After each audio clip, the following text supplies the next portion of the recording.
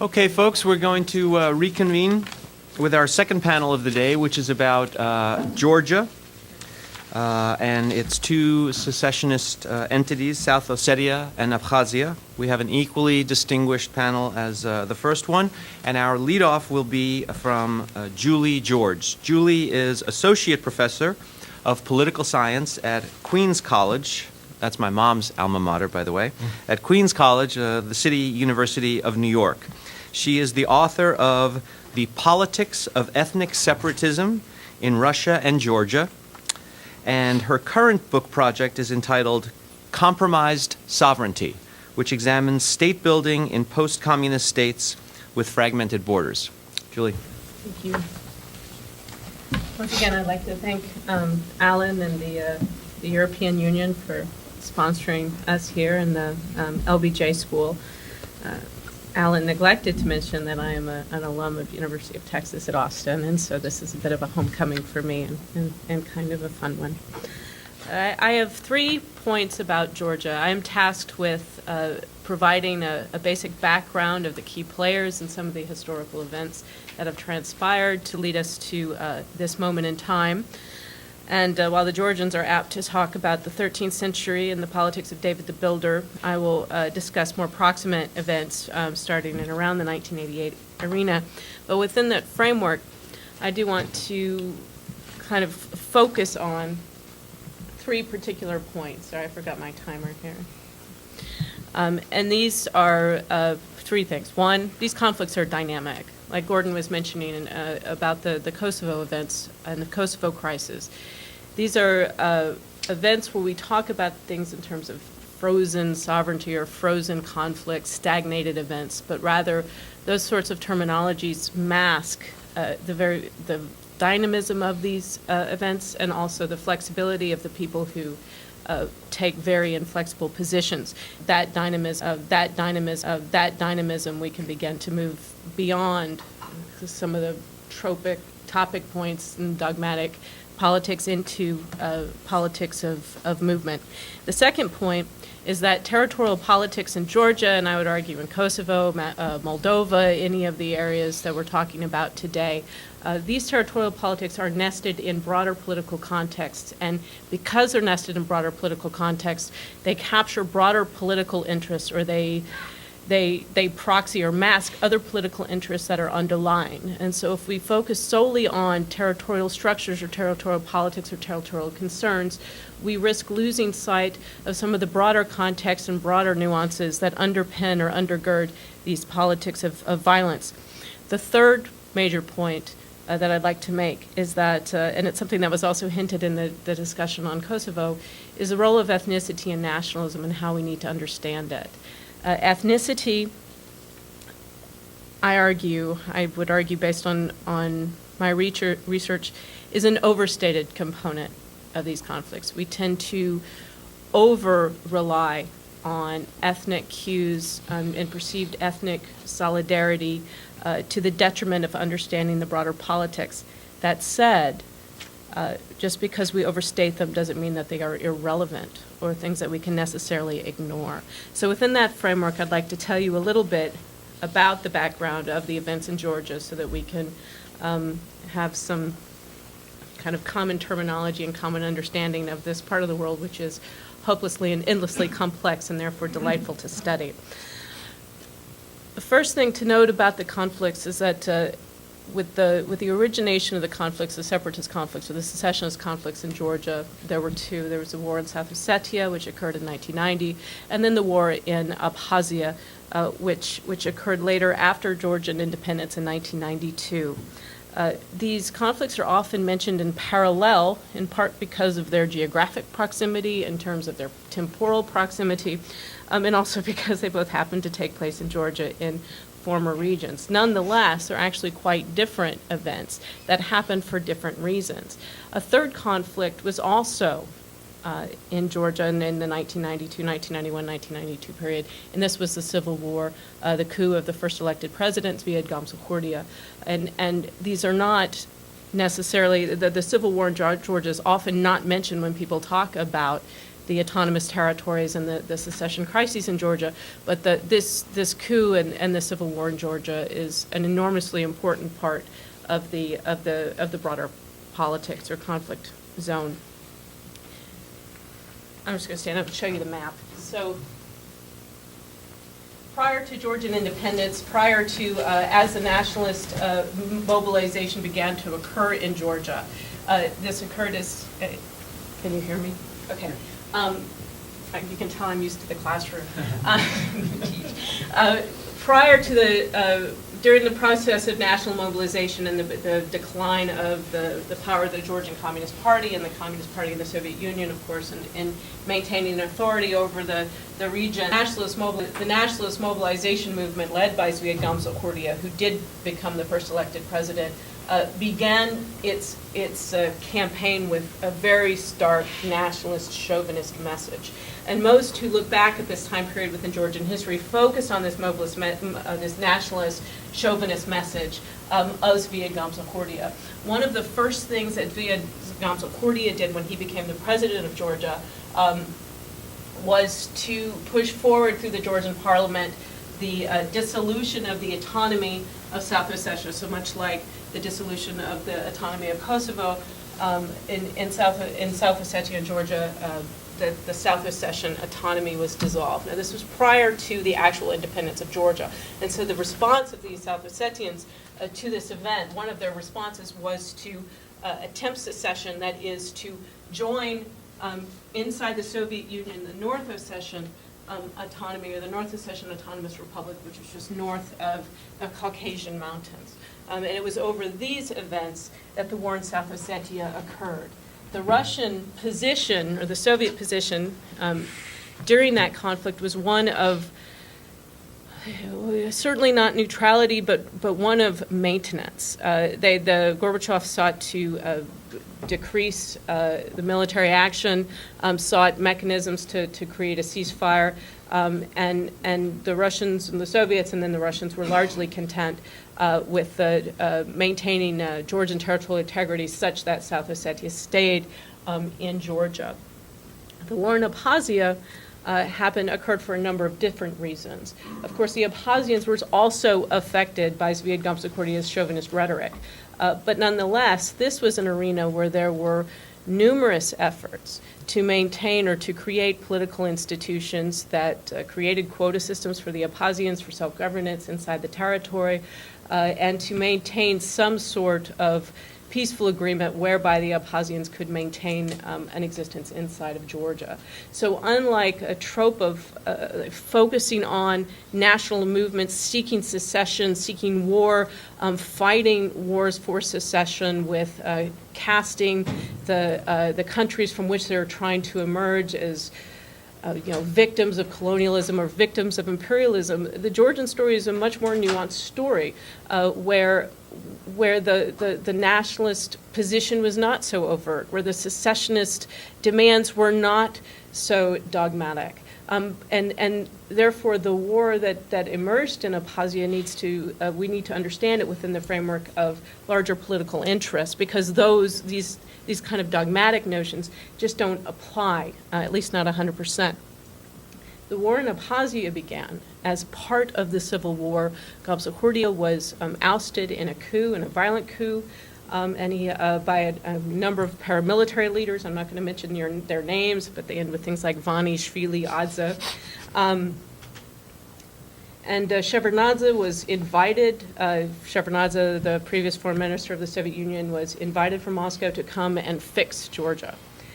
And in a move that he later came to regret, he actually physically said in a memoir that he actually claimed to regret, he accepted this invitation and moved down and began to try to consolidate power in Tbilisi. As part of those politics, he needed to consolidate power over these paramilitary leaders who had seized power from Gamsel-Kurdia and had their own military, their own political interests, their own economic interests very entrenched. And so Shevardnadze came down as a savior, but also as a rival, as a competitor for these vested power interests.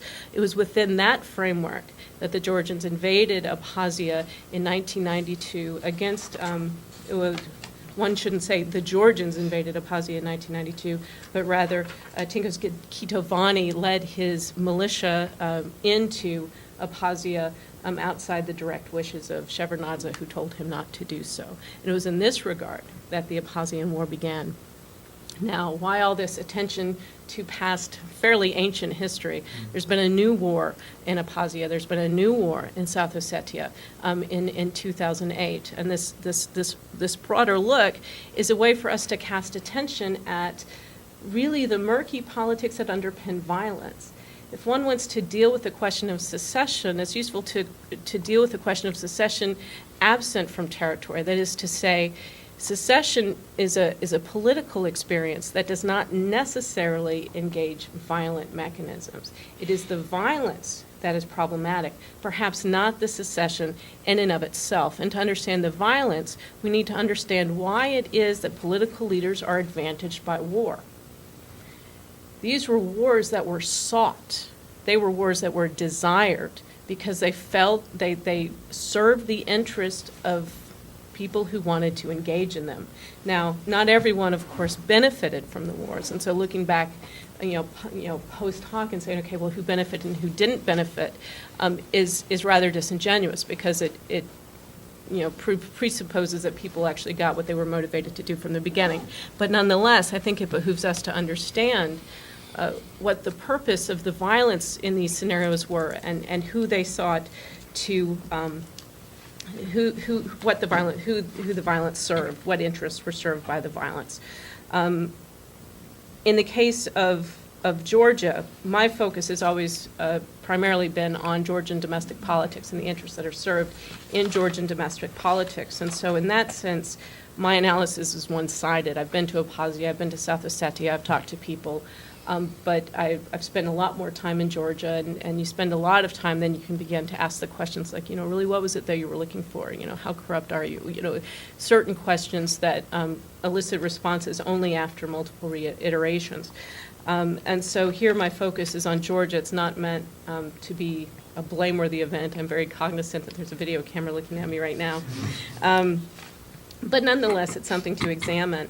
My previous research is really focused on the dynamics of the negotiation processes that took place under Shevardnadze and then now under Saakashvili and currently, I guess, under Ivanishvili. And what is notable is how these processes shifted. That is that at many particular times along the way, these so-called protracted, stalemated, and frozen conflicts had very concrete peace treaty negotiations that came very, very, very close to settling these wars in a way that would have protected the territorial integrity of Georgia, that is, within the boundaries that are sitting behind me right now. These took place in 1997, 1998 in Abkhazia, and they took place as late as 2000 in South Ossetia. And so far from being protracted events, these were conflicts that served the interests of people who at times fought very hard to keep them from being resolved in a way that the Georgians could only dream of having them resolved now, with the kind of political advantages that they would love to accept. But now they cannot because these programs have been evolving. And so I want to draw our attention to the dynamism of these so-called frozen events, because within that, of course, I'm going to say it again, we can see the political interests at heart. With the Rose Revolution, well, you're going to talk about the 2008 event, so I'm going to skip it and move forward to some final remarks on this, and I can talk about particular political interests in the Q&A if we have it. The costs of these sorts of the stalemates and the costs of kind of the lack of innovative thinking and the costs of I guess from a EU policy perspective, of not providing incentives to avoid war, right? I mean, if the question is, okay, here are some people who are motivated by war, here are people who find some kind of advantage in violence, then the mission of a policy community to stop violence from secession, maybe not secession itself, but to forego the violence of secession, is to try to figure out what those things are that will create broader incentives for violence avoidance. That seems to be the overarching notion. And right now, in the Georgian condition, it is very clear that the international community has not been particularly interested in the human security problem in Georgia, for the Georgian IDPs, internally displaced peoples, for the Abkhazian population that has lived largely in poverty, and for the South Ossetian population, whose lives, as far as I can tell, kind of border on probably the most miserable in all of Europe, or let's just say Central Eurasia. Those have not been sufficiently incentivized, I think. It behooves the policy community then to come up with real concrete interest of their own to motivate them to figure out these alternatives for allowing these political incentives for violence to go forward. And I'm just going to leave it there. Thank you. Thank you. That's, I think you finished with quite an indictment of the international policy community, and fortunately our next speaker is a member of the international policy community. Eric Rubin has worked at the U.S. State Department since 1985. He currently serves as the Deputy Assistant Secretary of State for Southeast Europe and the Caucasus. His previous positions include working at the White House as Assistant Press Secretary for Foreign Affairs and at the National Security Council as the Director for Public Affairs. He has vast working experience with the phenomenon of secession. He has been involved with the U.S. response to the breakup of the Soviet Union and of Yugoslavia and of Czechoslovakia, as well as post-conflict efforts in Cyprus, Bosnia, Kosovo, Nagorno-Karabakh, and South Ossetia, Abkhazia in Georgia, the main focus of this panel. So without any further ado, Eric Rubin. Thank you very much. Alan, thank you for that great introduction. I have to say, reciting that list of conflicts that I and my colleagues absolutely failed to make any progress on is a reminder of how difficult this topic is and how difficult these kind of situations can be.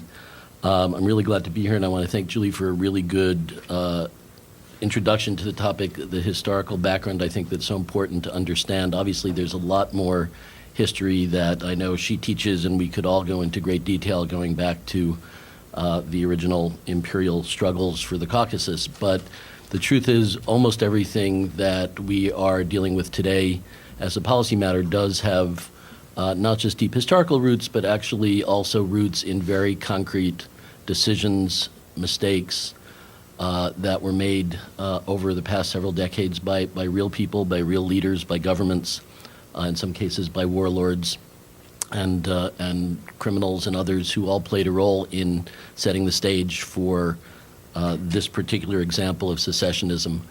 I think, stepping back for a second before I dive into the topic of the more recent history, I think from my perspective, the way Julie laid it out convinces me once again that there is nothing inevitable in the way these situations develop. There is no single model. I'm not sure there's any model at all. I think what you see is a response to actual developments, to obviously the background that people bring to the conflict, but the outcomes could have been very different. And one of the things that we are dealing with now, and that I'll get into in a moment, is the fact that this particular conflict and this particular instance of secessionism originally was not an instance of secessionism. It only became one in a legal and practical sense very recently, and that did not have to happen. And again, I'm not interested in and will not be trying to assign blame or say who started it or who's at fault, both because of my position, but also because I agree with Julie, it's really not helpful to do that. We've got to look forward and try to understand what that background gives us as a way to go forward. Going back to the breakup of the Soviet Union and the founding of Georgia as an independent country, which was something I was privileged to be involved with, there were very early warning signs, and we knew that there not only were all the different factions and armed groups and other things that Julie talked about, but also real tensions between Moscow and not just all of the republics, but particularly certain of the republics, Georgia being one, where you had particularly bad boundary lines drawn by Stalin and the Soviet government in the 1920s and 30s. You had particularly intricate linguistic and ethnic mixtures in history. You had already multiple levels of grievances going back to the Circassians, and basically no easy way to sort all that out.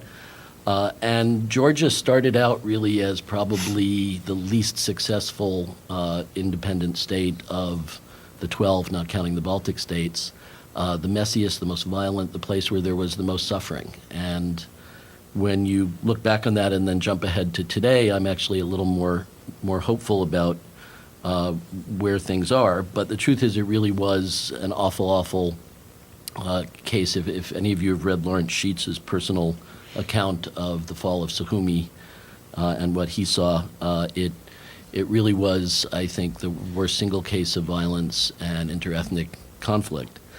The truth is that a lot of progress was made despite the fact that Shevardnadze, when he came in, had to make lots of compromises, despite the fact that Moscow had, I think, multiple interests that the Russian government pursued at the same time. But over the years, there was a real dialogue. As I said earlier, this was not a case of secessionism at all. This was a case of grievance and potential secessionism that by sort of 2003, 2004, there had already been some progress on. And then in the early years under Saakashvili, very significant progress in terms of not just regular negotiations, but people-to-people contacts, supported, I would note, by the Russian government as well, and by us and by the European Union. And I think that is one of the things that leads me to say, as I said at the beginning, this could have turned out differently. It turned out the way it did because of what happened in 2008, and just to walk through a little bit of what happened, I think it's impossible to understand 2008 without understanding the course that Georgia embarked on in 2003, with strong encouragement from the United States, from Western Europeans, from others in the international community. A course that at the end of the day put it on a collision course with Putin's Russia. Again, I'm not saying whether that was inevitable or not, but I think there's no question that certainly by 2006 it was clear that things were not going in a good direction. The United States was very involved in trying to prevent things from coming to a head, and if you've read some of the accounts of the diplomacy leading up to 2008, obviously there's room for criticism, there's room for questioning whether messaging was strong enough, but the truth is, in both Moscow and Tbilisi, we, along with our allies and others, were pushing very hard to avoid the kind of clash, the kind of war that erupted in 2008. There's no question in my mind that that war obviously didn't just change things in the sense of the decisions the Russians made, but it psychologically changed the whole environment.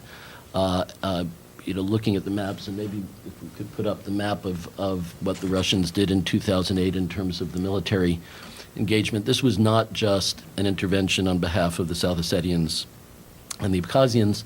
It was war with Georgia. And as a matter of fact, if you look at where the Russian forces went, if you look at the destruction, it was very much aimed at Georgia as a whole, and after a while became limited to a more specific goal of securing the breakaway of the regions, but initially was much more of a punitive expedition. And I think it's conceivable that it could have turned out differently without significant international engagement.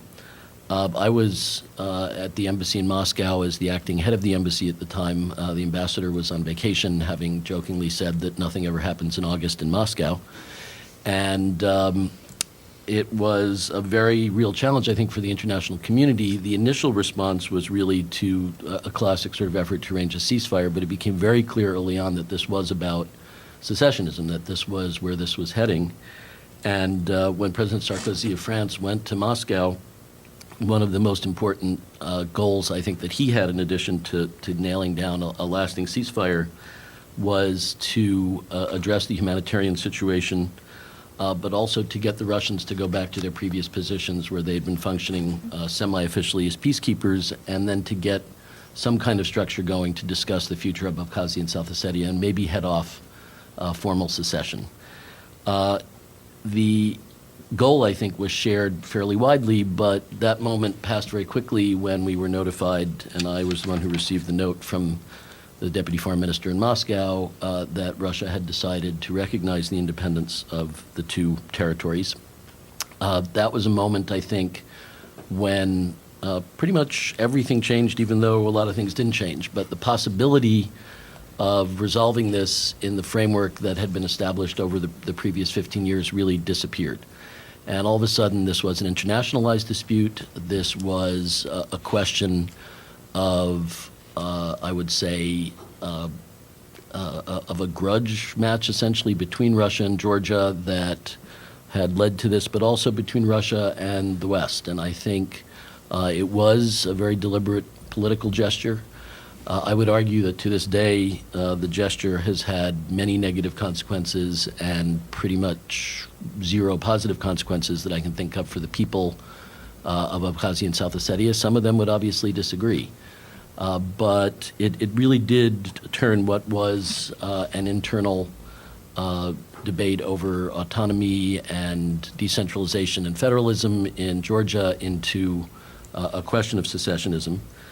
And the goal then became to try to find a mechanism to resolve this in a way that could bring in the international community and at the same time address the absolutely horrific humanitarian situation, which, as Julie mentioned, in some cases not only is the worst we've seen in Europe, but at that point was as bad as we had seen pretty much anywhere in recent years.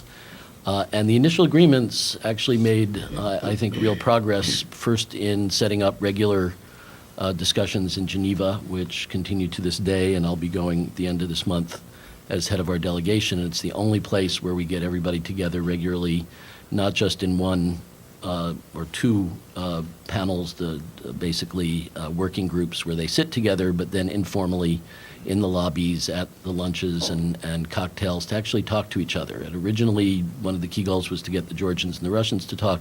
Increasingly, one of the positive aspects is that the possibility is there for the representatives of Abkhazia and South Ossetia, of those territories, to actually have dialogue with everybody who's there, including us and the EU and the representatives of the UN and the OSCE. The second point was to get, second objective was to get some kind of monitoring into the areas on both sides of the administrative boundary line, and that has been a partial success because we have had since 2008 on the Georgian-controlled side of the line a very effective presence of the EU monitoring mission, and we've also had on and off very effective meetings within that process aimed at addressing specific humanitarian issues, access, crossing the line for people, but also finding ways to actually address the destroyed infrastructure, the fact that in many of these areas people were living without heat, without running water, without gas. I think we are stuck in many ways, but maybe not in all, and one of the things I want to do is take a somewhat positive approach to this. There's no question that if we're studying this as a case study in secessionism, the decision of Russia to recognize and then to lobby other countries to do the same turned this into a legal problem, among other things. It's very hard to get out of. It's very hard to unrecognize. It's very hard to go to a country that you've recognized and ask them to undeclare independence. I'm not sure that's really ever happened. So this has created, in the big picture sense, a very severe roadblock to resolution. But it's also been an example of, I would say, real progress on the status neutral side. And I think what we've seen is an increasing willingness to engage even before the Georgian elections and the loss of power of the UNM government in Georgia, a willingness to address practical issues created by the situation. One of them was the WTO accession agreement that was negotiated by the Swiss between Russia and Georgia as part of Russia's accession package, which was a model of status neutral diplomacy, and if it's implemented this year as it should be, and as so far it looks like it will be proof that you can bypass some of the thorniest issues, such as the diplomatic recognition issue, and still improve not just relations between Georgia and Russia, but also improve the situation for the people affected by the conflict on the ground. We have seen a warming trend in Georgian-Russian relations since the election. I think this has further encouraged hope of some movement, but I do think there are realistic limits to this. I think one of the important questions that we'll be looking at, and this is, I think, really important, is whether it's possible to question assumptions that have been considered unquestionable. One of them is, I think, the idea that there are rules, and both sides have come up with this long list of demands and things that were non-negotiable, and now may be more willing to reconsider that. Our experience in other conflicts is, again, focusing on the status neutral concept. You can just bypass the hard rules, and, for example, on the question of Cyprus, which is another negotiation I've been involved with, both sides, the Turkish Cypriots and the Greek Cypriots, have made enormous strides in normalizing a very abnormal situation, even though they haven't yet gotten to a point where you can say a resolution of the conflict is imminent. And I think that is an example that I think is worth looking at in this case. There are negative examples as well. There's the example of Nagorno-Karabakh, where I would argue one of the previous speakers on the previous panel talked about generational polarization. I would argue that that's getting worse throughout the Caucasus. You certainly in Nagorno-Karabakh have a situation where there's less contact and less positive engagement than there was 10 years ago, and that's very unfortunate, something that we're trying to address. Even between Russia and Georgia, and between Georgia and the secessionist territories, one of the things we've noted is the loss of a common language, and one of the things that the new government in Georgia has said it wants to do is to revive Russian language instruction. It is relevant in a case like this because you do have a situation. I was in Cory last year trying to order pizza in the middle of Cory, which is only less than half an hour from the ABL, and the girl behind the counter didn't have a word of Russian or English. And if they're going to be able to talk to each other and reintegrate, that's really positive. A couple other things just to add on the international humanitarian response. I would take Julie's point that it hasn't been possibly as effective as it could be, but not for want of trying. And this is where I would say we continue to call on the Russians to remove some of the roadblocks they have erected, literally and figuratively, to humanitarian access. The border, the ABL, the administrative boundary line, is becoming a border increasingly, and as we get closer to the Sochi Olympics, the Russians are essentially militarizing that ABL and taking it over as a state border, and that's going to be a problem in the humanitarian sense as well. I think when we look at Geneva, we are trying to find new ways to actually address specific needs. It does get back to some extent to these classic questions of return, of the question that you have so many displaced people in Georgia who did at one point make up the majority of the population in these territories. That's really hard. That will not be resolved soon. But I think coming at this in a pragmatic way, we have already seen some instances of progress. I'm encouraged to think there could be more.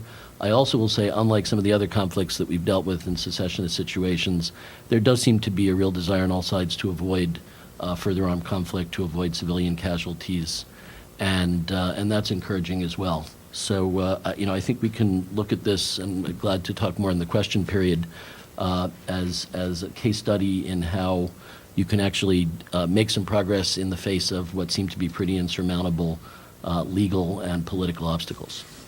And with that, thanks.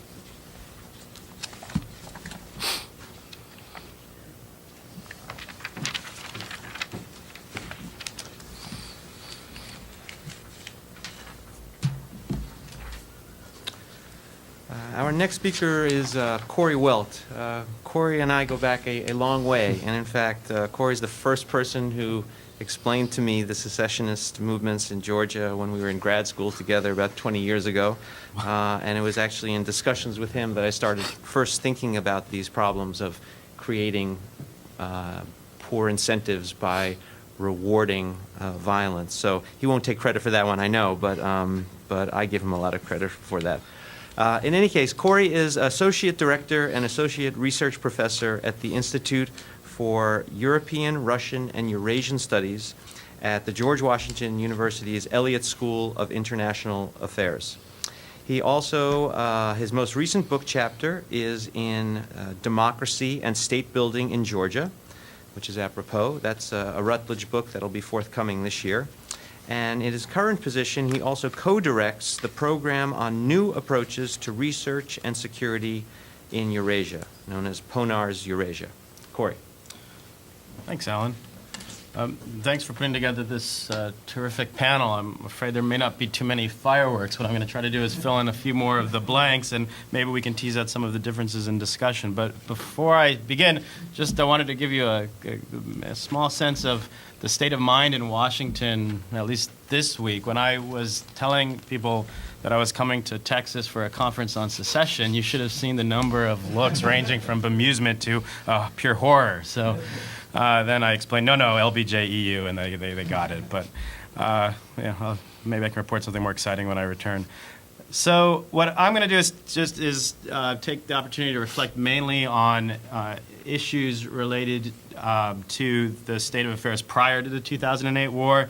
I think Eric helped provide me with one of the justifications for doing so. I mean, it's certainly the case that the environment has changed after 2008, but I'd still argue that we're dealing with a lot of the same fundamentals. They're just much more intractable. And if we spend a little bit of time talking about not so much the advances or a sense of optimism prior to 2008, but the real difficulties that stood in the way of resolution even prior to the war, I hope we'll be able to give you a better chance of really appreciating how hard these cases are after a war if we couldn't resolve some of these basic issues even prior to them. And then maybe at the end, I'll provide a little bit of optimism, which may be Pollyannish, which may be naive, but to argue about at least one reason why the post-2008 situation might actually be more productive to achieving not a political resolution, but some kind of a more stable normalization of the situation.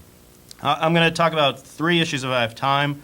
One, an issue that, at least in the Balkan cases, is just taken for granted, internationalization of conflict resolution efforts.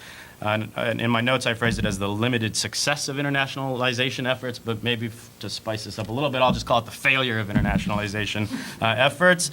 And then talk about something that was referred to in the previous panel as the panacea of trade and economic integration. And I'll plug trade and economic integration a little bit, and also talk about the failures of being able to of standardizing and encouraging trade, although that is absolutely changing, as Eric had mentioned. And then if we have time, talk a little bit about this point that Alan had raised at the beginning about whether or not there's a need for a coherent policy on secession, and whether our policy on secession, even in the post-Soviet space, has been coherent, whether that's a good or bad thing.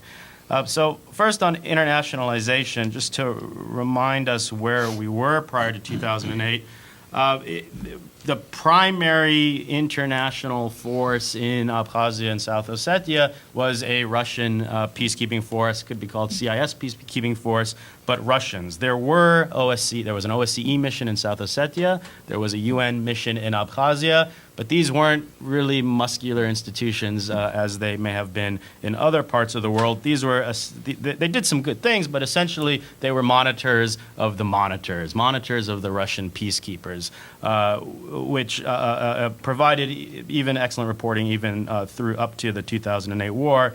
But not a whole lot of boots on the ground, and not a whole lot of armed boots on the ground, as it were. For me, it's an interesting question, and maybe those of our participants who have worked for a long time in international organizations can comment on this, but it always seemed a little strange to me that in the small country and regions next to each other, very similar conflicts, that we had two different international missions, and whether there might have been something more positive would have come out of a more common mission, UN in both places or OSCE, but that's just a matter of speculation. For many years, we supported the internationalization of peacekeeping mission in Abkhazia and South Ossetia. At every possible venue, we talked about the need to internationalize. We discussed it with the Russians. We discussed it with the Georgians.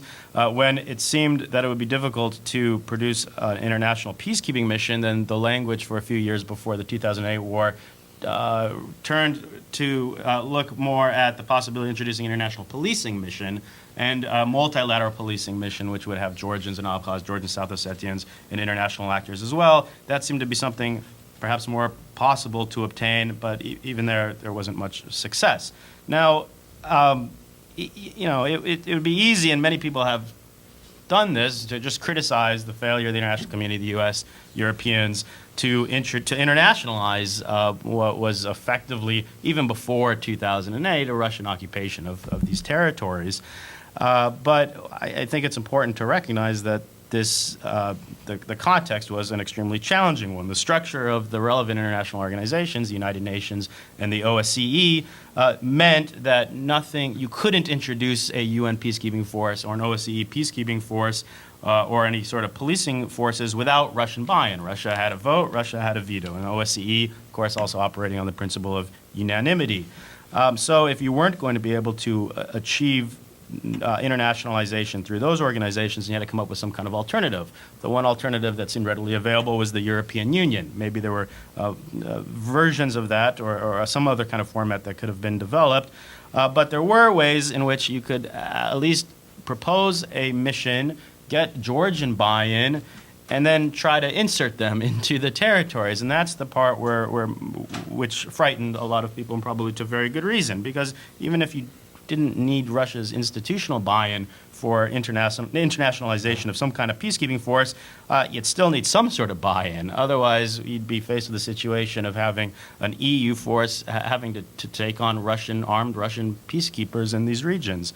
And nobody clearly was willing to enter into that kind of situation. So the main question for me with regards to internationalization is whether the United States and the European Union and various members of the OSCE, whether we could have done more to persuade Russia at any time to support an internationalization of the existing missions, or could have done more to persuade them not to resist some mission in which Russia wasn't directly involved. I'm sympathetic to the argument that it would have been very hard to. We could have pushed, but how much success could we have had? We have to remember that these conflicts, they're not unique, but they're much broader than secessionist conflicts. They're intrastate conflicts in Georgia, and they were international conflicts between Georgia and Russia far before 2008. And it was also, in ways, a proxy conflict between Russia and the West, and Russia's interest in Georgia also depended in part on its perceptions of what the West was intending to do, NATO in particular, with regard to the Caucasus. And the Russians, for many years, were very open about the fact that it was important for them to forestall resolution of the conflict, forestall internationalization of these conflicts in order to prevent the possibility of NATO expansion into the Caucasus. And then, of course, after Kosovo recognition, it became even less likely that the Russians would be willing to support some kind of internationalization of the processes. Today, just briefly on internationalization, so we have the EUMM, we have the Geneva discussions, which are doing some very good things, including getting parties to develop commitments to the non-use of force with international support. The Georgians declared a commitment, the Abkhaz and South Ossetians have declared their commitment, and the Russians are hopefully close to declaring a commitment. We'll see how that goes. And there's also something called the IPRM, the Incident Prevention Response Mechanisms, which have also been very useful on the ground. But other than a commitment to asking the Russians and the Abkhaz and South Ossetians to expand the EU mission into Abkhazia and South Ossetia, there's really not a whole lot of optimism, hope, focus on trying to internationalize the peacekeeping structures that are in place now. On trade, economic integration, I think here it's a little bit easier to criticize efforts and make a case that we could have done more. I mean, prior to 2008, as Eric pointed out, it wasn't a no man's land. There was trade, there was transit between Abkhazia, South Ossetia, and the rest of Georgia. But a lot of this was, if not all of it, was informal, very substantial black markets of consumer goods, but also wholesale wheat, and then cigarettes, stolen cars or used cars, let's say, and possibly even more other kinds of products as well.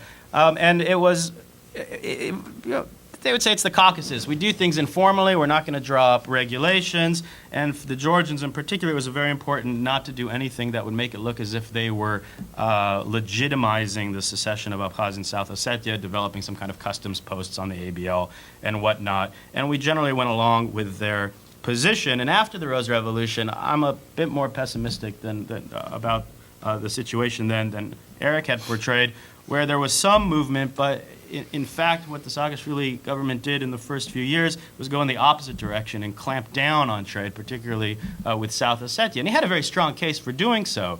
This kind of trade was an element of corruption. The smuggling was largely organized by small criminal groups that were engaged in various forms of illicit activity. But at the end of the day, what we understood is that Saakashvili's efforts to clamp down on trade with South Ossetia weren't so much to fight corruption as they were to employ economic coercion against the de facto leadership of South Ossetia. And the hope was if they closed down the transit and the trade, then the South Ossetians would have their own little color revolution and overthrow Cichock. That didn't happen, and in fact, the 2008 war almost happened 4 years before it actually occurred as a response to Saakashvili's measures. So I think the international community could have done a little bit more to try to work with the Georgians to figure out more creative ways of legalizing trade and of continuing to sustain people-to-people interactions and this trade and transit across both ABLs, rather than buy into the logic of the time, which, again, I'd say it did make a lot of sense. Also, and I'm glad that Eric raised the Cyprus example. I'm a big fan of looking at Cyprus as a success story when we look at Abkhazia and South Ossetia. If we could only achieve what Cyprus has achieved, if we could only achieve what has happened in Bosnia, then Georgia would be in a very good place. But one of the things that was always very difficult for us to do and has improved over time with the Geneva discussions is how you engage the Abkhaz and South Ossetians directly. The dominant trope was of a Russia-Georgia conflict, and a sense that and the Georgians were pushing this too, a sense that you have to work with the Russians in order to achieve objectives, and the Abkhaz and South Ossetians are not independent actors, agents with their own actors with their own interests. But yeah, I think it is instructive to think a little bit more about Cyprus. We would never, for the last few decades, we would never say that the Turkish Cypriots were not an autonomous community that had leaders of its own, that had interests of its own. We wouldn't say we could only work with Turkey as the occupiers of this territory. No, we recognize that Turkey has interests and military power, but we also engage with the Cypriots and very much have actively encouraged cross-boundary relations that have been successful. But in the Georgia case, it's been much harder to come to that level of understanding of the conflicts.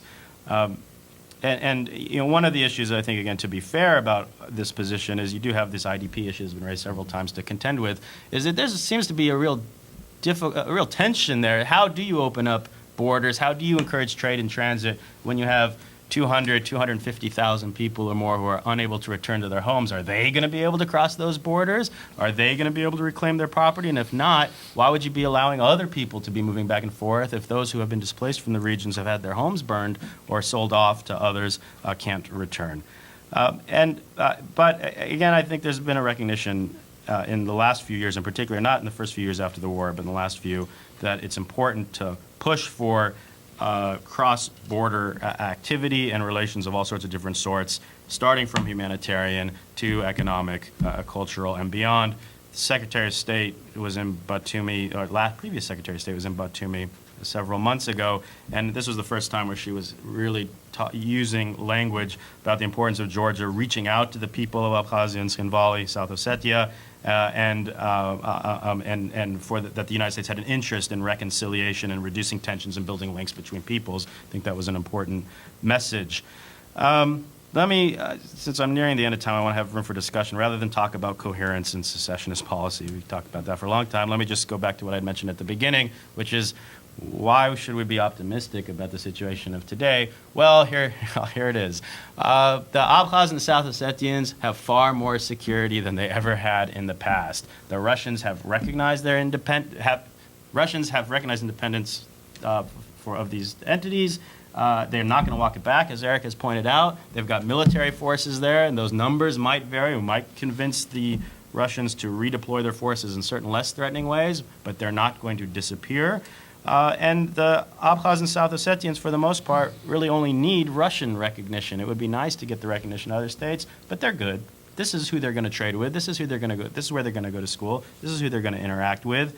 And because of that, as difficult as that situation may be to think about a political solution to these conflicts, at least it does provide an opening for the kinds of discussions that have been taking place, perhaps the WTO discussion, even though it was achieved over the heads of the Abkhaz and the South Ossetians, that does provide certain institutions that could encourage trade to the mutual benefit of all parties.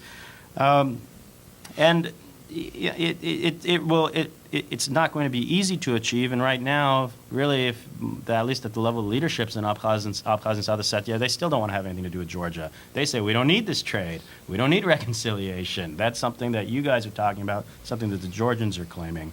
But perhaps over time, and with the security that they have, and with certain concerns that are growing within Abkhazia and South Ossetia about the role of Russia in their communities, then it might provide the opening for at least a Cyprus-like situation in Georgia, which, to my mind, over the next decade would be a success. Thank you.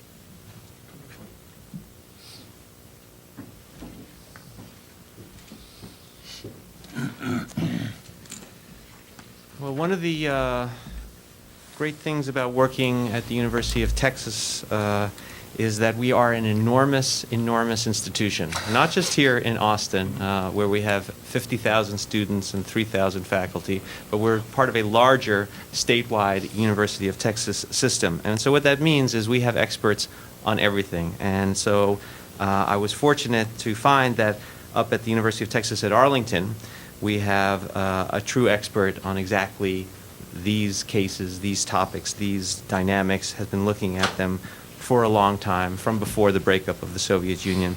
Mark Cichock is professor of political science at the University of Texas at Arlington.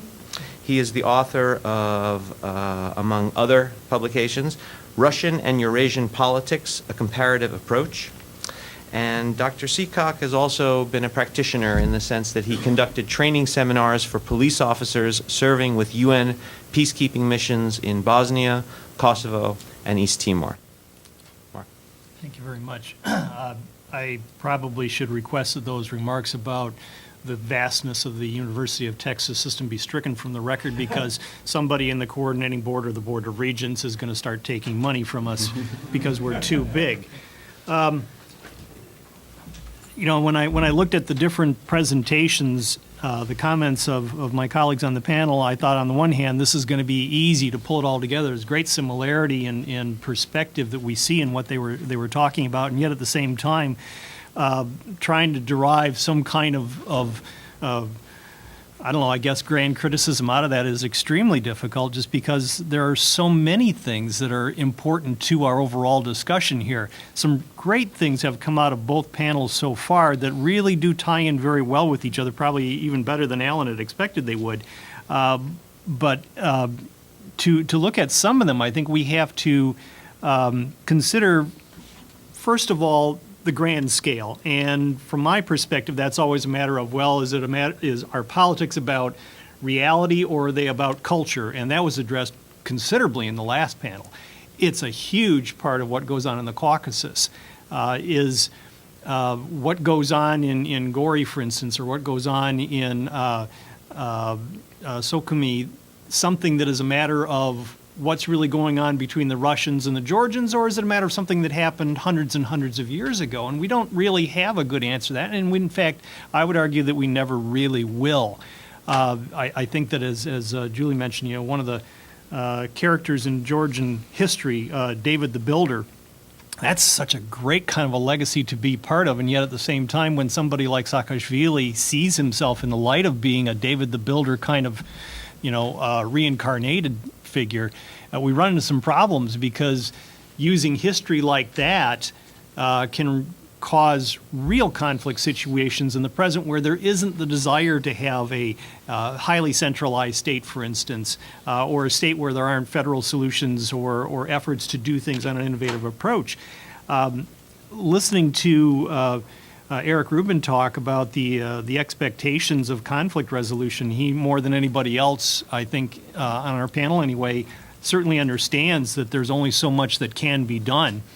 And in fact, this may be both solution as well as problem for us. The intractable problems, as Cory mentioned, that are not always going to be intractable if we find different solutions. And yet at the same time, the various traditional rivalries, the grudge matches between Russia and the West, usually will have some kind of a solution built into them if we're careful enough to look for them, if we're clever enough to look for them. And I think what we're seeing addressed here, both on this panel as in the previous one, is answering what are the soft solutions to such things as black markets, which are not controlled by the central government. Maybe it's something that is innovative and creative rather than simply taking the rather, excuse my using this term, statist approach to foreign policy. And that's not a criticism of Eric, but rather, you know, what we see oftentimes is simply how the United States and how Russia react to the problems in Georgia, and for that matter, how Georgia reacts to the people who once lived within the boundaries of the Georgian state. And that's not enough. But how do you teach those issues of soft solutions, of coming up with innovative ways to deal with strict trade regimes, for instance, that will satisfy as many participants as possible? And the answer is you're not going to get, first of all, everybody to buy in. So in Kosovo, you're not going to get the Serbs in northern Mitrovica to agree with the Serbs in southern Kosovo, and you're not going to get the Albanians in Albania proper to agree with those in Kosovo. There's always going to be left outs. You have to find the optimal solution. Okay, easier said than done. In the case of Georgia, what we find in terms of what we've had presented to us is that there are certain openings that are possible. But one of the most important things that I've gotten from my colleagues here is that we really have to deal with the politics of the moment. So the David the Builders and the solutions arrived at by Stalin for dividing up the Ossetians and giving certain things to one area as compared to another, those are solutions of the past, and what we have to find is the way to get the local publics to go beyond that. And my gosh, that's the most intractable problem there really is. Because we can change regimes, and I think that's pretty obvious in terms of what my colleagues have been saying here. We can certainly find a buy-in for Russia. What is it? I don't know. But I think Cory is absolutely right in terms of the fact that we need to find something that will bring them on board. And I don't think anybody really debates that, even if it seems like an almost impossible situation. As far as the kinds of things that Eric is talking about, what are the expectations of conflict resolution? I think in some respects you kind of mentioned sort of the avenue to take on this. You mentioned this particular example of secession, which makes me think, as you were then continuing to talk about, that there is no one single model of secession. And as unsatisfying as that may seem to us, for coming from the culture of can-doism, we can solve these problems, we have to look at it from the standpoint of this is going to take us a very, very long time. And nobody wants to recognize this because that's the toughest task. That an administration, that a series of administrations, a particular regime, a particular epoch is not necessarily going to be the one you want it to be where you resolve all your conflicts. And the United States isn't really good at accepting that because it really does say, this thing's going to outlive you. And yet you build on the process. You start somewhere. And that's where we see real hope for dealing with these grudge matches. The example that I like to bring from this in terms of what my colleagues had talked about is the status neutral agreements. We have the international diplomatic norms, in particular in terms of how people can be recognized as members of a particular state. And yet by allowing for the status neutral identification, let's call it that, what we've already done is we've bypassed to a limited degree what has been the norm for a very long time. Does that mean that we throw the whole thing out? And the answer is obviously no. We're not trying to throw out the whole regime of dealing with international issues, but rather finding new and creative solutions. And I think that that's something that is recognized by all of my colleagues. There are certain roles within which we must be flexible, and Eric has talked to that, and I think absolutely correctly so. And by implication, stated as well that we must be these rules must be subject to interpretation. If they're not, then we're simply going to have those head-to-head clashes constantly, and if nothing else, it'll provide for a permanent job for the representatives in Geneva. That's not where we want to go with this whole thing. But there are also the realities that culture oftentimes says, we're not going to do it. Doesn't matter what kind of an advantageous solution you'll bring up for us, we're not going to do it. And then it's reinforced by the problems which we've heard talked about, especially in terms of the generational thing. If you can't teach commonality of interest to generations, well, then you are going to be stuck meeting in Geneva forever, until such time as Geneva says, go home, we've got another conference coming in behind you. And you obviously don't want to have that. So what I give you then in sort of response to all of this is that we come up with a lot of intractables, and that's just an unfortunate situation. But what I also see is that there are avenues that you can pursue around the big problems which might eventually get you to where you want to be. One of the things that we've talked about, and Julie, I agree with you a lot on this, we tend to look at a lot of the problems in Georgia from our own perspectives and Georgia's rather than those of Abkhazia and South Ossetia, because it's our areas of study. And that's the way I've looked at the situation for a very long time. And yet there are new and improvised solutions to things which might be worth pursuing coming from the other side. That also brings me to the realization that we have to find a way to get the Abkhaz and the Ossetians to agree to such things as maybe Saakashvili's idea of making Georgia such a prosperous state that it would be hard for the Ossetians and the Abkhaz to not want to be a part of it. Boy, that's wishful thinking, because there's all those other regimes that they're simply not going to give ground on, because it doesn't matter how wealthy Georgia is, it's still Georgia, and they've been extremely vitriolic in terms of the nationalism issue. And yet, if you don't have something creative like that on the table to talk about, you're doomed to the constancy of conflict in the area. And as a result, then, you're never going to resolve this. But if you can come up with, as Jerry said in the last panel, some sort of arrangement between the parties that is not about the big picture, then you can build on that success and move towards greater things. So that's where I would like to leave my comments for the time being.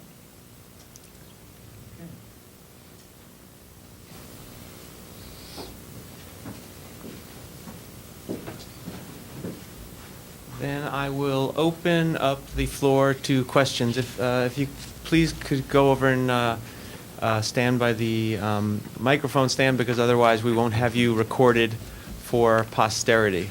And we definitely want that. All right, we have a question from Jerry Gallucci. When I was at the NSC at 98, 99, I was asking my colleagues who worked on Russia why we were treating the Russians that way.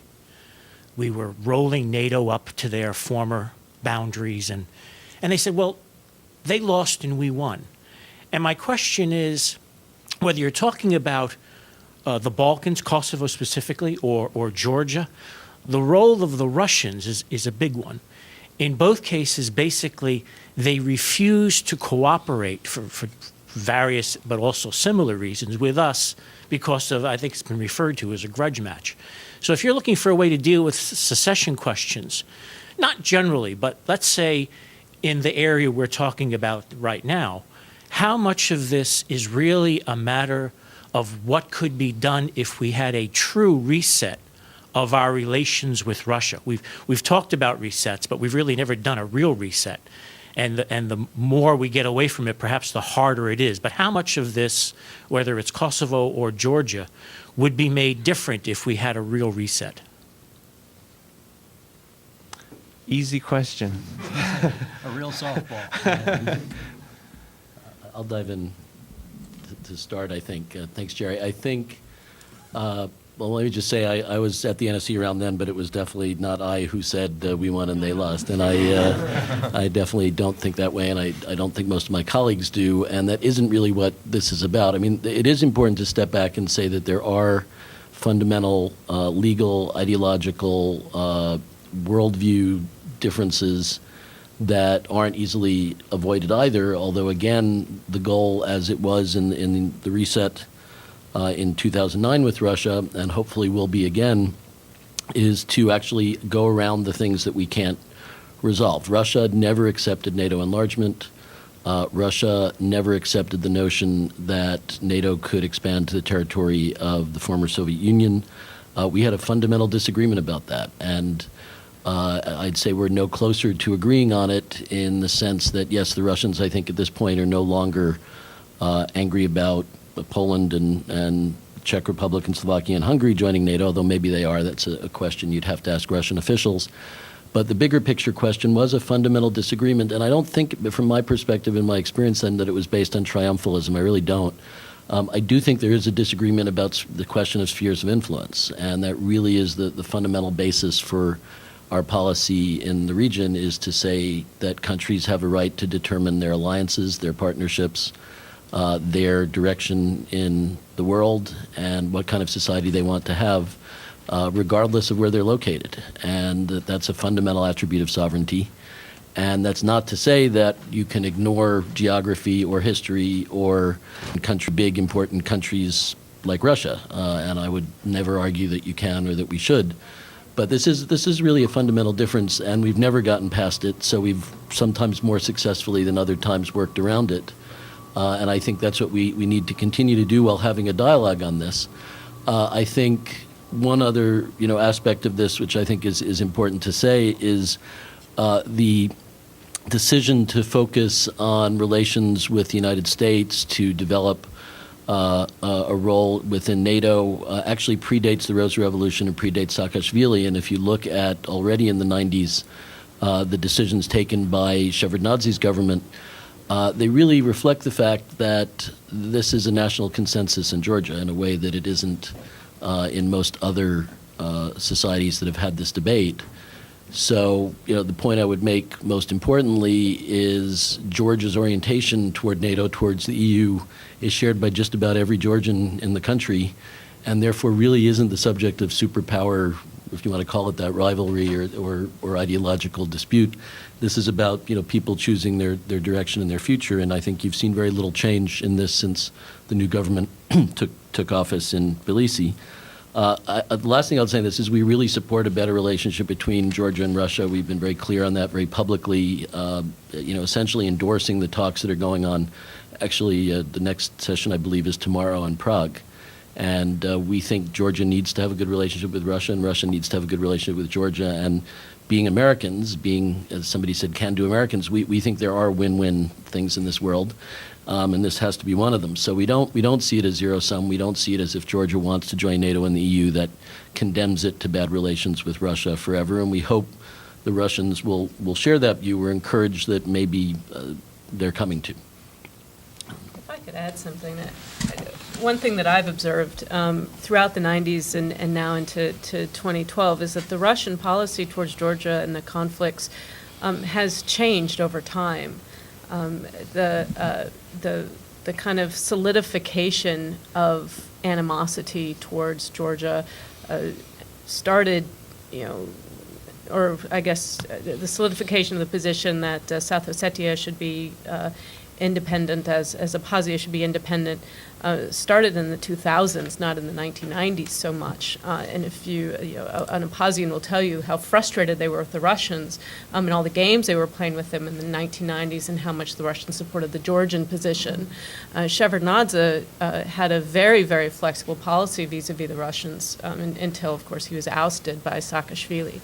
With Ivanishvili now, the Russians have a new entree. They have a new they have a new possibility. And the position of the Russians in Georgia seems intractable, but it's interesting to compare it with their position in Moldova or in Nagorno-Karabakh, where the position of the conflicts isn't this zero-sum sort of symbolic process with vis-a-vis the Russia and the West, but rather it's a much more nuanced, much more fluid circumstance. And I think Georgia and Abkhazia, South Ossetia were in those fluid circumstances in the 1990s and can return to that.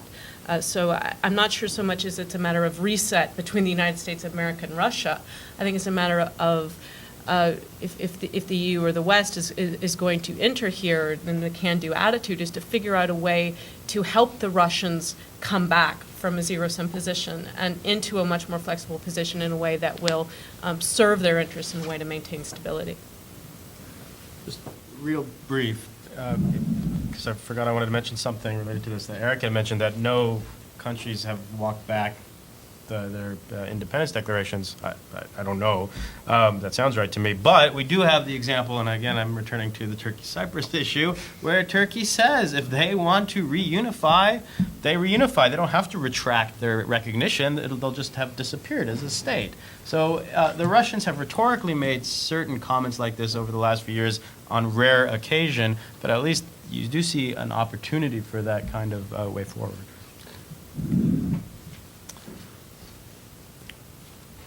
Did you want to add anything, Mark? No, I'm fine with that. Okay. Another question from Jason Sarnes. My question's about democratization in Georgia. To a non-expert in this particular area of the world, Georgia looks sort of like one of those cases in which democratization either handcuffs political leadership or brings into power political leadership that is quite nationalistic because of the nationalism of the majority electorate. Does that at all help to explain Georgia's relationships with the Abkhaz and South Ossetians after the Rose Revolution leading up to 2008, or their actions in 2008, which, to an outside observer, seemed pretty foolhardy? I'm gonna kick it to you, Cory, in just a minute. My answer is no. Saakashvili was elected overwhelmingly, despite some irregularities, but overwhelmingly reasonably elected as president of Georgia, and he consistently maintained the most accommodationalist policy towards, at least institutionally, towards the conflicts that had ever been made on the public record, to the extent that, even Shevardnadze was amazed at what Saakashvili was offering to the South Ossetians. That said, he was a populist leader. He was charismatic. He could use Georgian nationalism with flair, but he didn't have the chauvinistic dogmatism that characterized Gamsa-Kurdi, and I think that characterizes a lot of outside notions of Georgians, which I think is unfair and kind of broad-brushed. Cory? Yeah, no, I think the question of democratization is absolutely correct when you talk about the period of Gamsa-Kurdi's times, where the process of democratization, the nature of the actors who were pushing for power, did contribute to conflict. I think if the communists had managed to stay in power, we would have had a heck of a lot less conflict. If they had won democratic elections, we would have had a lot less conflict at the time. That's a controversial statement for Georgians, but I agree with Saakashvili. He made a lot of mistakes, which ended up resulting in part in the 2008 war. But he didn't campaign as a nationalist leader, and the moves that he was making had certain logics to them, state logics, which under other circumstances he might have been successful, in fact. But it's a much larger discussion if we want to talk about all of his mistakes. There's also the issue about what kind of democratization Saakashvili had learned and was willing to learn and to express. And I'm still struck after all this time, primarily because of something that Ivanishvili is doing to a certain extent, is how Saakashvili basically got the coffers full of revenue. And they went out and they did things like holding people hostage and saying, okay, you will pay up this amount of the arrears that you owe the state, and until you do, you're not going to be free. You're in jail. And that seemed like a very interesting kind of solution at the time. It was one of his solutions to the problem of integration of the overall society. But what must be also remembered is that the way he approached Ajaria was quasi-democratic at best. And I think in terms of South Ossetia, he had stated in 2004 that he wanted to bring Abkhazia and South Ossetia back in because he had been so successful with Ajaria. He wanted to do the same thing there. And obviously he failed at so doing, and many people in those two regions took exception to what he was attempting to do. That was, again, less jingoistic than Gamsakurdia's approach, but certainly it was something that was scary. And there, too, it's a matter of, well, really, is this what we would consider to be a democratic approach?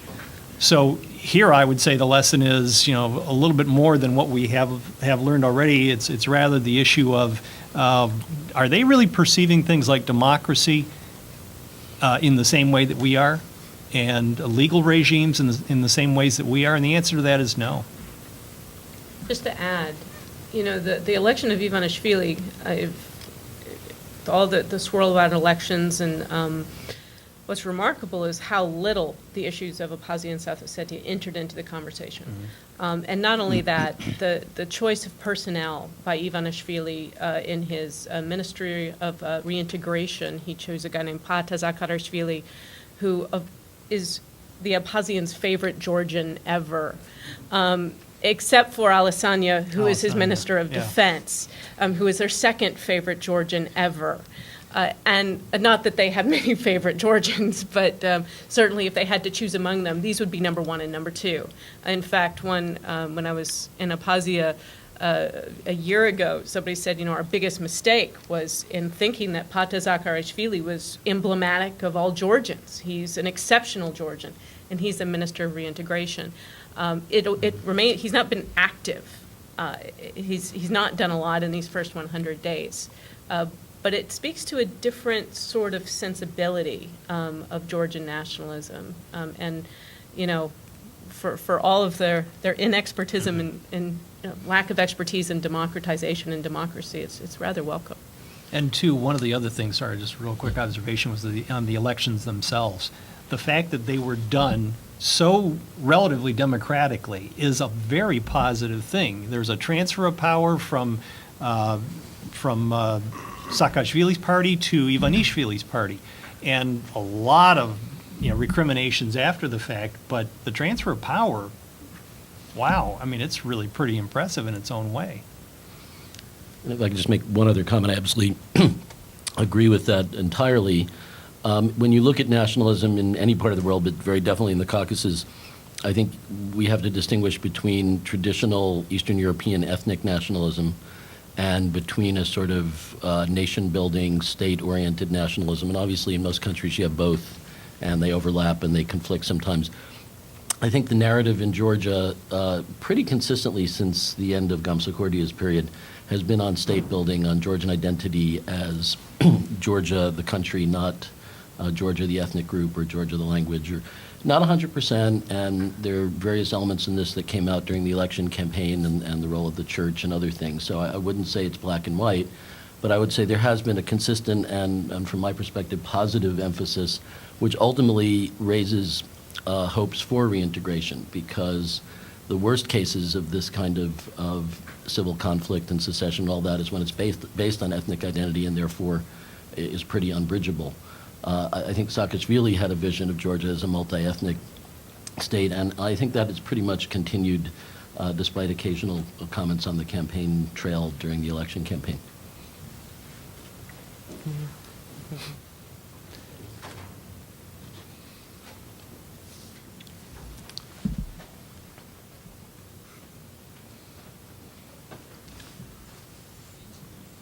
We have a question now from Edward Joseph. Yeah.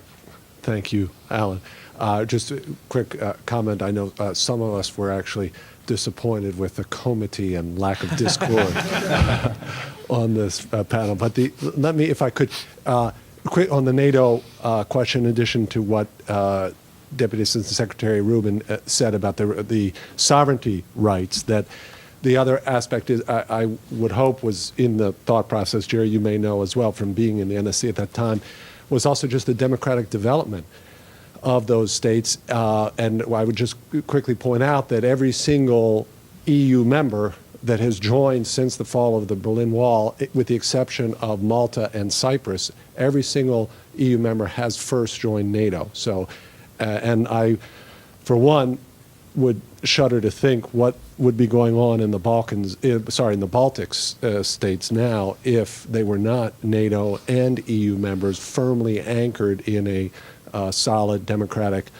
movement, solid democratic institutional framework. I would shudder to think with the developments in Russia what would be going on in the Baltics these days.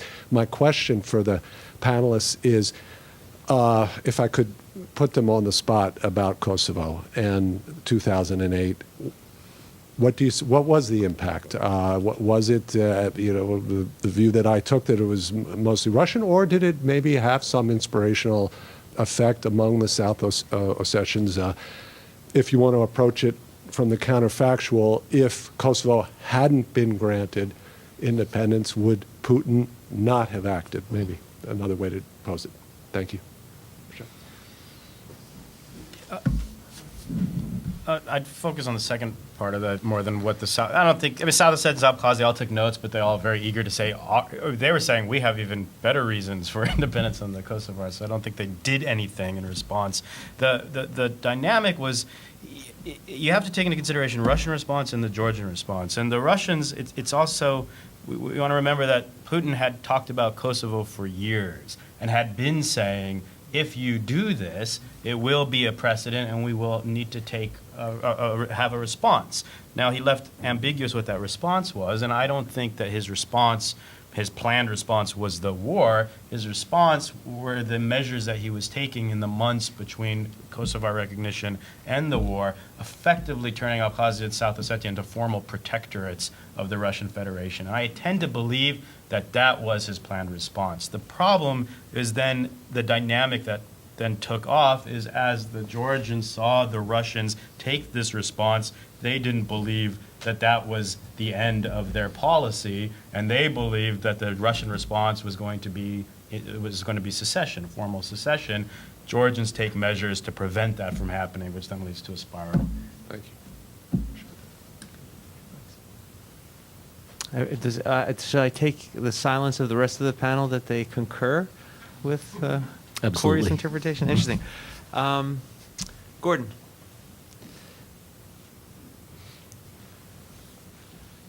And after your question, I think I may abuse my position at the chair and pop a quick question. Gordon I want Bartos. to pick up on some of the points that Jerry made regarding Russia, and just throw out an idea in terms of how to handle secession and whether it's even possible.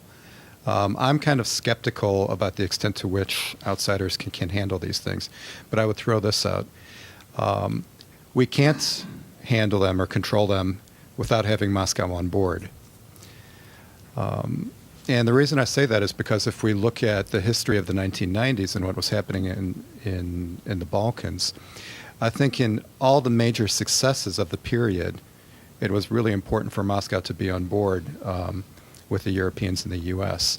And I would point to, and Jerry and Ed and Matthew and everybody would know, but Eric especially, if you look at easing the siege of Sarajevo in 1994, or Cherno Mirdin's efforts to end the Kosovo War in 1999, or even some of the secret diplomacy that was taking place to get rid of Milosevic in October of 2000. What Moscow was doing was crucial to the success of all that. So when you've got Moscow on board, you can achieve things like that. When you don't have Moscow on board, then you get what Holbrooks called the diplomatic train wreck over Kosovo in 2008.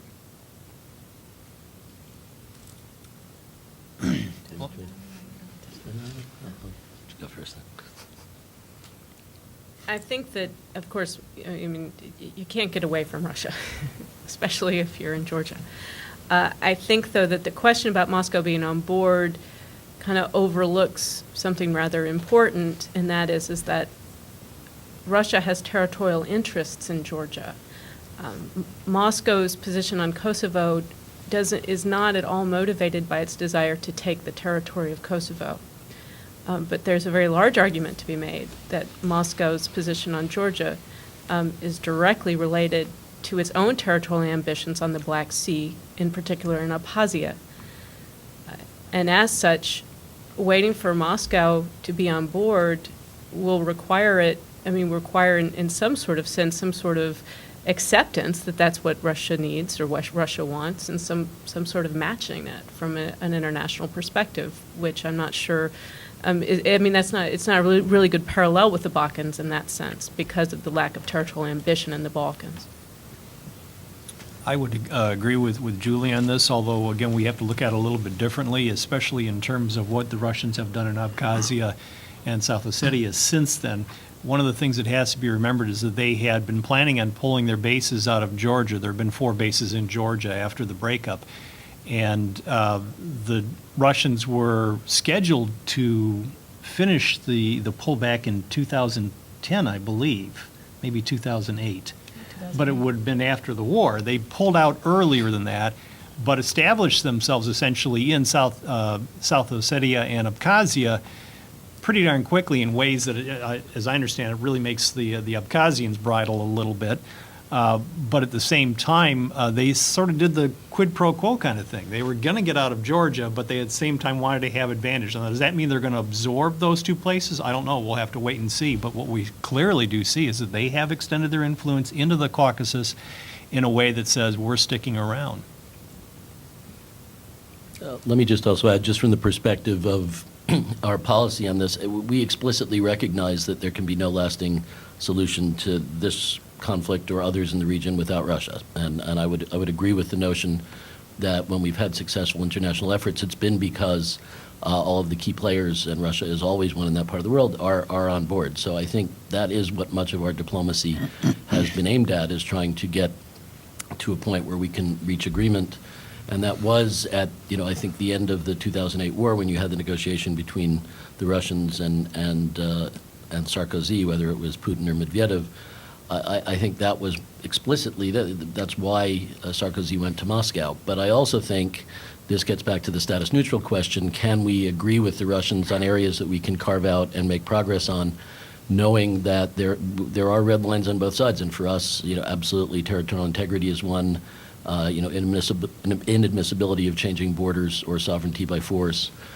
These are key issues in Europe in 2013.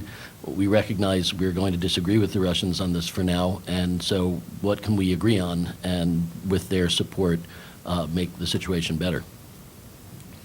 We have another question waiting, but I would just like to jump in the queue on something that, building on something Cory said before. And so we have this disputed sovereignty in these 2 entities in Georgia, and I think some of the folks here today are saying it's not that bad a problem.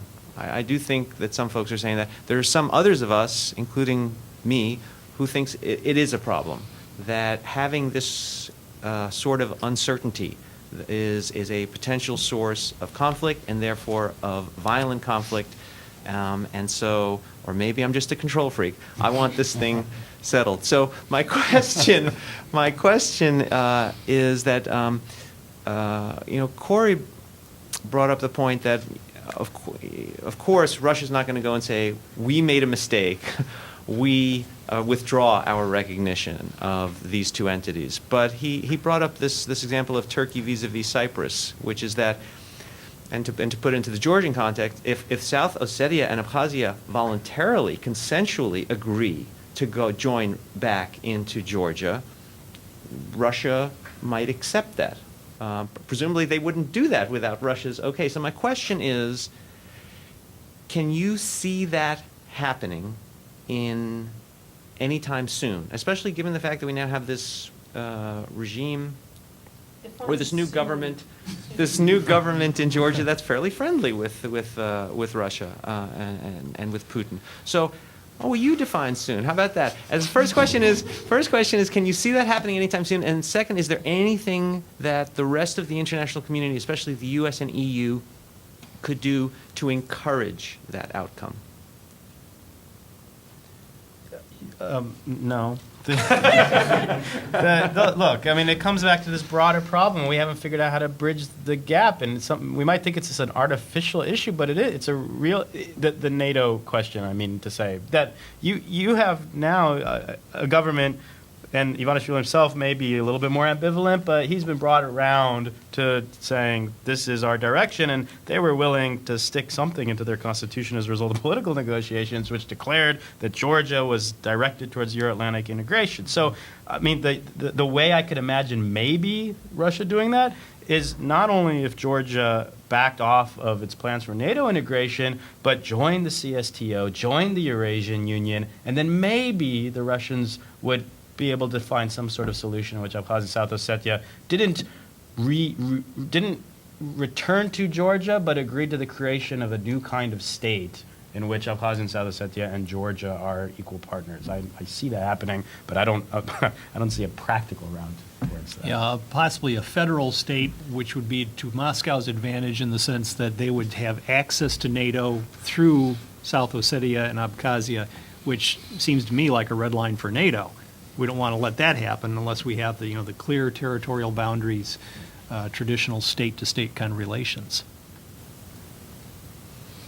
I would just add, I think the sort of fuzzing of the hard lines, the distinctions, and literally of the lines in terms of the ability for there to be people-to-people contact for the two sets of people, the two societies on either side, to actually get to know each other again and get to think about what could be different in a better way. That's one of the reasons we're really pushing for that. Again, if you cite the example of Cyprus, identity does tend to soften a little bit. Doesn't mean it goes away, and that does open other possibilities. And if you look, for example, at the change in the mood in the Greek Cypriot community now on a settlement, I think that is an example of how you can assume that a group will take a very hardline position, and then maybe there are possibilities for change.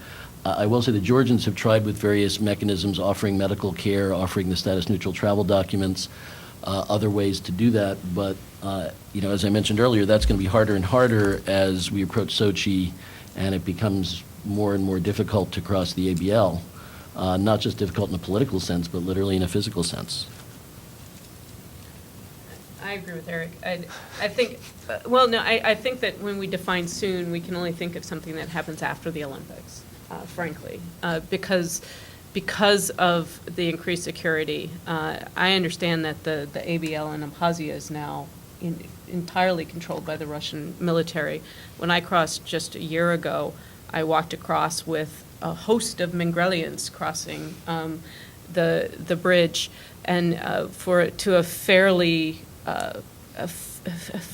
affable Abkhazian group of people who were monitoring the border, and it wasn't scary at all. It wasn't nerve-wracking, and it was more nerve-wracking for me. I was more worried about things than all of the Mingrelians who seemed to cross it daily.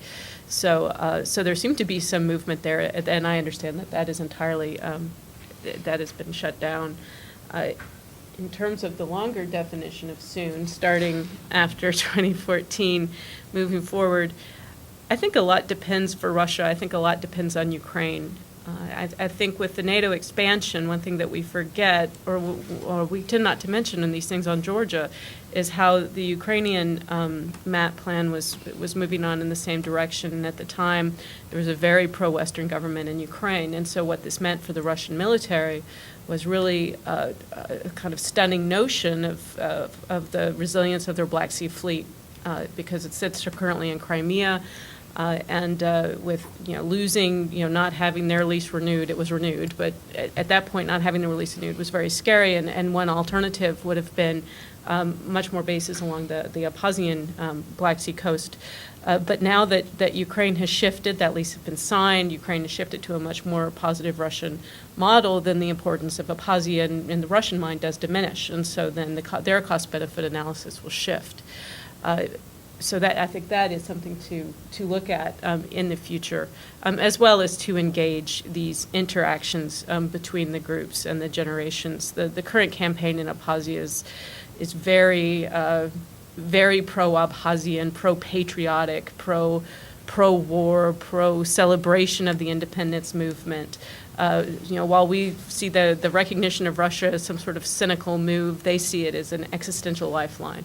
And as long as that exists for them, as long as their security is so, it stands on that knife edge of Russian recognition, then while it is more secure than it was before, it just so shows you how vulnerable these people actually are in reality if that's what they have to cling to. Okay, so not soon. Gotcha. Not soon.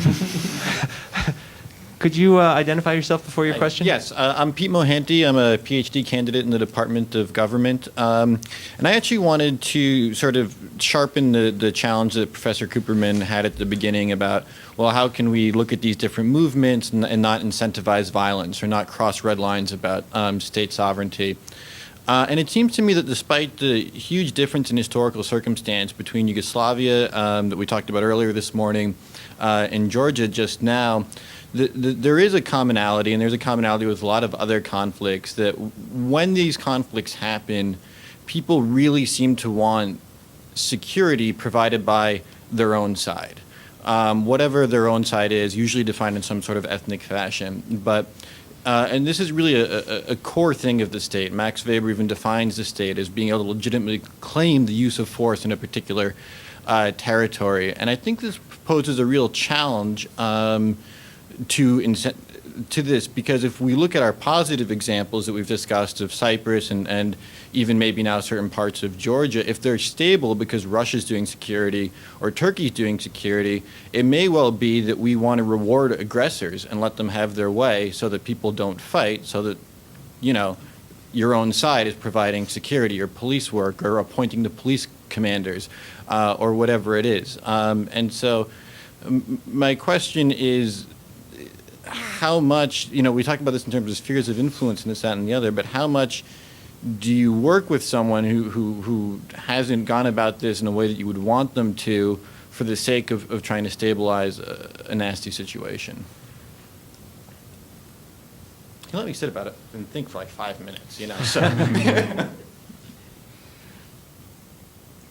think Georgia always had a principal agent problem. I mean, the United States always had a principal agent problem with Georgia.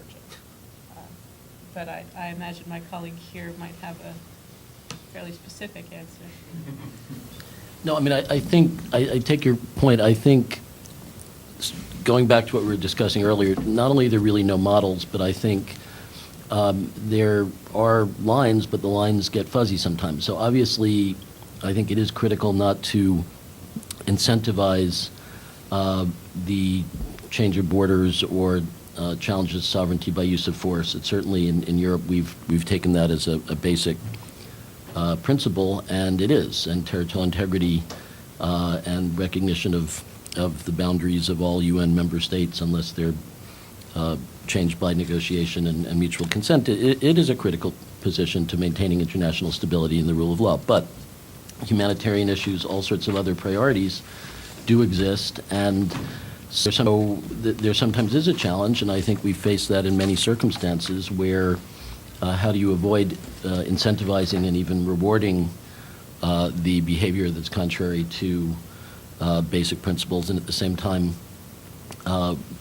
advance other very important goals. We're dealing with, going back to the first panel on the Balkans, we were talking about briefly about the conflicting issues that have to be dealt with at the same time, and among them are self-determination and peaceful settlement of disputes. And this is the classic set of issues that we're dealing with in the Nagorno-Karabakh problem, where we have all three at the same time.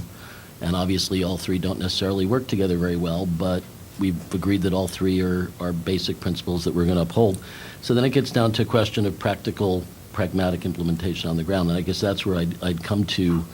It's tough, and sometimes you make a call and you get criticized for it. But at the same time, if you don't take that step, you may be hurting real people, and that's the kind of question I think we're dealing with in the case of Abkhazia and South Ossetia, where the humanitarian problem is still so great. I mean, given the structure of the military presence on the ground now, anything involving Russian military forces, armed forces, is different than what they have now, would seem in retrospect to be a good thing. So the kinds of structures that we had before the war now might look a little bit better. You pose a very good direct question: is how could you make this work in a stable way? And I'd say that there's two things that would have needed to, or at least two things that would have needed to happen.